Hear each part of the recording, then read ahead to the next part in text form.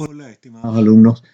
Vamos a revisar en este video la estructura que tienen de manera estándar los flujos de caja para poder hacer un cálculo estimativo de cuáles van a ser aquellos flujos de caja libre que una firma o un proyecto de inversión podría generar a futuro y traerlos para valorar si ese proyecto tiene o no que ser recomendado para que se implante en la firma.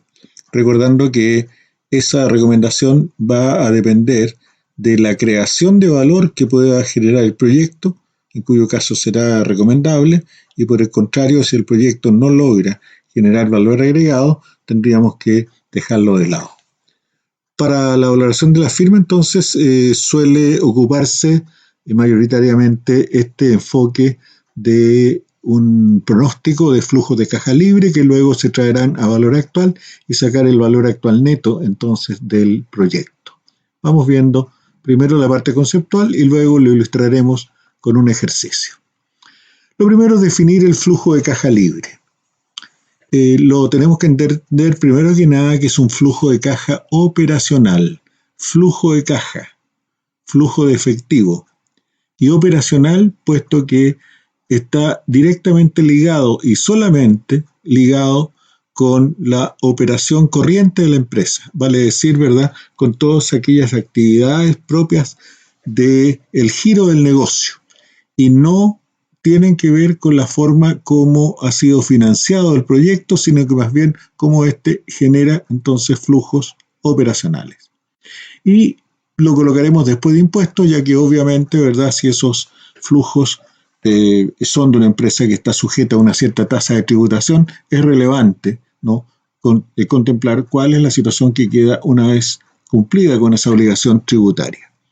Entonces, este flujo de caja libre, vuelvo a repetirlo, son operacionales después de impuestos y se encuentran estos flujos disponibles para que todos los que suministraron, todos los que entregaron fondos de financiamiento, sean estos a través del endeudamiento de la empresa, o sea, a través de un aporte de recursos propios, ¿no es cierto?, remunerarlos con el fin de que se cumpla con las obligaciones que la empresa tiene con sus acreedores y se cumpla con las expectativas o con la exigencia de una tasa mínima de rentabilidad que realizan estas exigencias los accionistas cuando están dispuestos a colaborar en la financiación de la empresa.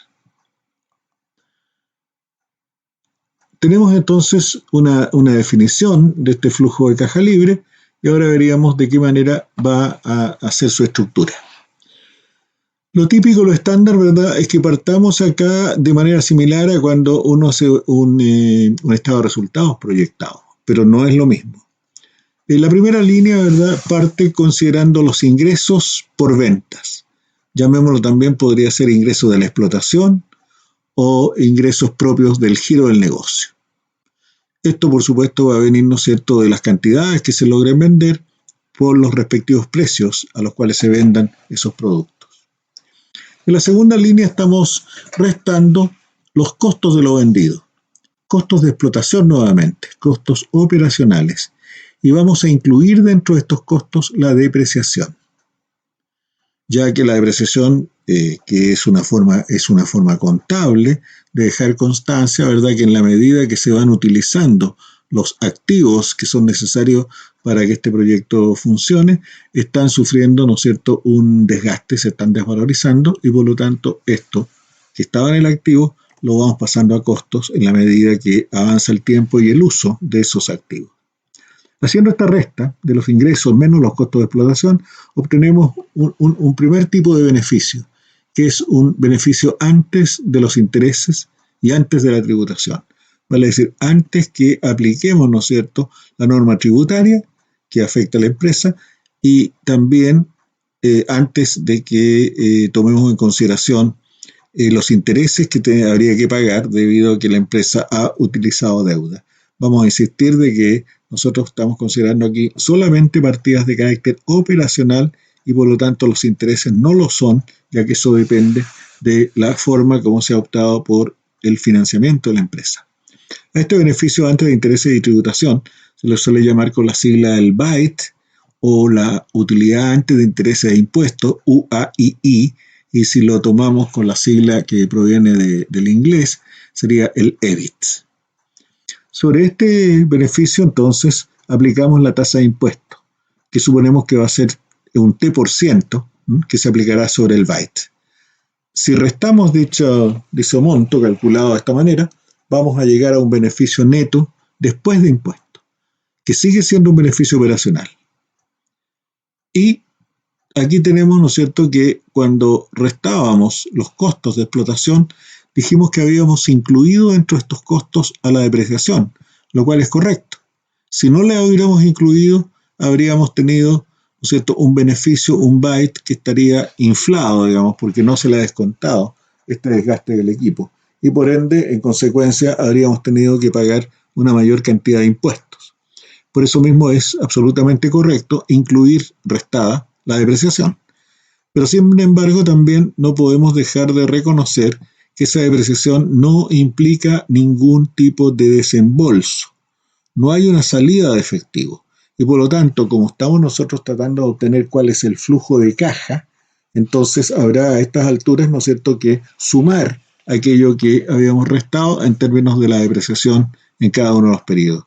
De esta manera, entonces, llegamos, ¿no es cierto?, a este flujo de caja operativo bruto. Pero para que este proyecto exista o la empresa pueda funcionar, evidentemente que hemos tenido unos requisitos, unos requerimientos de inversión. En esa inversión, lo más obvio es considerar la inversión hecha en activos fijos, planta, maquinarias, equipos, etcétera, que son aquellos destinados, ¿no es cierto?, a generar la capacidad instalada que va a ocupar este proyecto o esta empresa. Pero también es bueno considerar de que dentro de la inversión se necesita una cierta cantidad de capital de trabajo para permitir justamente que la empresa pueda funcionar.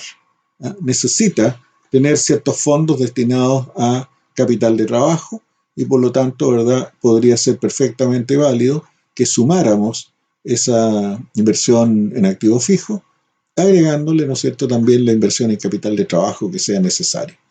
La suma de estos dos daría lo que podríamos llamar la inversión bruta.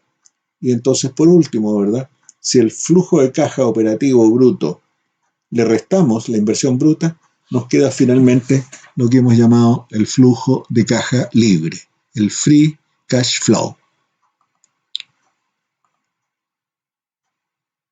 Veamos entonces qué sucede a partir de haber encontrado ese flujo de caja libre.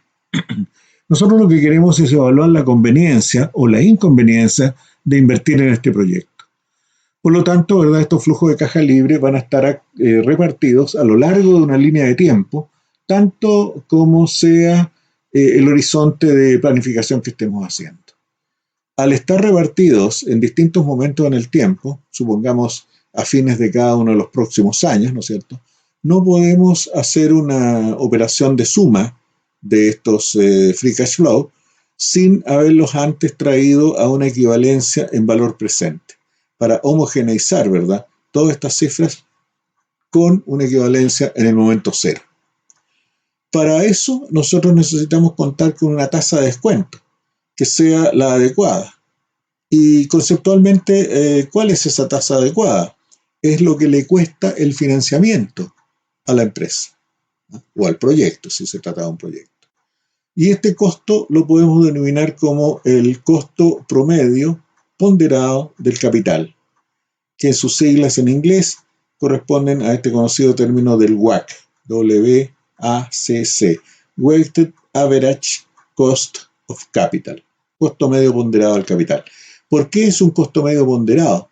Porque vamos a suponer acá que al menos provienen de dos fuentes distintas los financiamientos que la empresa ha requerido. Unos vienen de la deuda, nombremos a esto con la letra D mayúscula, ¿no es cierto? Y otros vienen del patrimonio, de fondos propios, llamémoslo a esto con la letra P mayúscula. Entonces, por un lado, nosotros hemos calculado, eso es materia de otro capítulo, cuál es el costo de la deuda, llamémoslo K sub D. Eso lo estamos multiplicando, ¿no es cierto?, por un factor que es la ponderación de la deuda dentro del total del financiamiento. Vale decir, deuda partida por deuda más patrimonio, multiplica entonces, ponderando, el costo de la deuda. Por otro lado, el costo del patrimonio o el costo del equity, también suponemos que lo tenemos calculado y también esta es materia de otro tutorial, cómo se calcula el costo del patrimonio. Supongamos que ese cálculo ya lo hemos hecho, la tasa de costo del equity es un K sub P, y está ponderado entonces por la participación de P dentro del total del financiamiento. Ese es el término P partido por D más P. Habiendo calculado esto, tendríamos entonces el ingrediente que nos faltaba, es decir, cuál es la tasa de descuento que equivale a este WACC o a este costo de promedio ponderado del capital.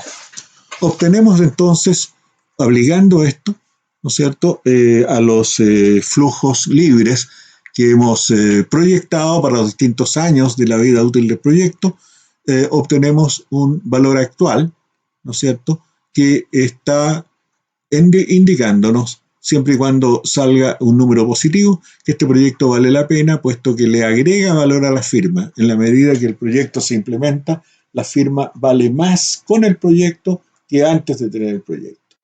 Si por el contrario resultara que el valor actual neto, el valor actual de los flujos libres de caja actualizados, menos los requerimientos de inversión, nos dieran un número negativo, evidentemente que ese proyecto habría que dejarlo de lado, puesto que en vez de agregar valor, estaría haciendo una resta al valor, estaría destruyendo valor, ¿ya?